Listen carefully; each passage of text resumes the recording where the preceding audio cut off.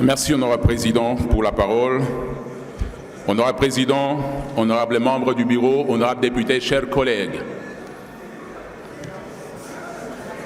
À l'étape où se trouve la situation de la République démocratique du Congo, sans entrer en profondeur par rapport à ce qui est sécuritaire, parce qu'on nous demande de ne pas parler de la sécurité, je me demande où est-ce qu'on parlerait de la sécurité si ce n'est pas l'Assemblée nationale.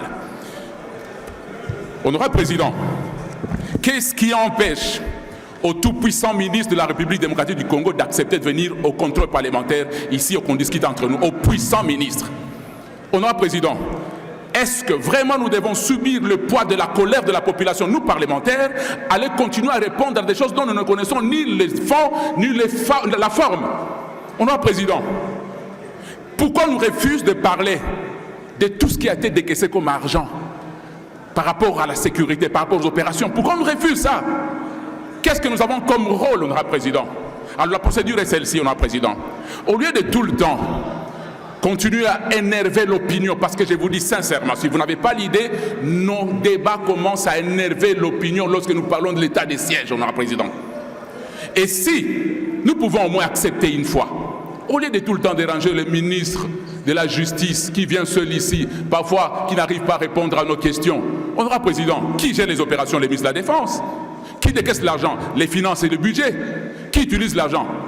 L'armée. Mais qui nous disent comment on arrive à ce niveau sans un seul drone sur terrain, sans un seul char à Uvira. Au moment où je vous parle, honorable président, la République démocratique du Congo a besoin d'une cohésion réelle. Et la vraie cohésion commence par où? Par les institutions.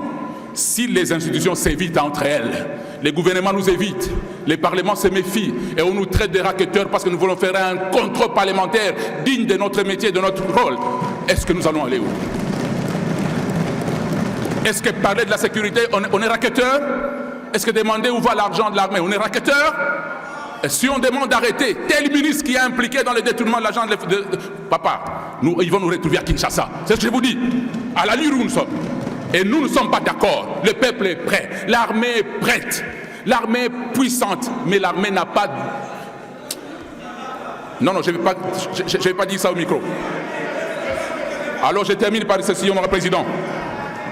Que messieurs les ministres aillent dire à ses collègues que les parlementaires sont fatigués de manquer de réponses à donner au peuple parce que le gouvernement ne nous donne pas la vraie information par rapport à la situation du pays, j'ai dit. Alors...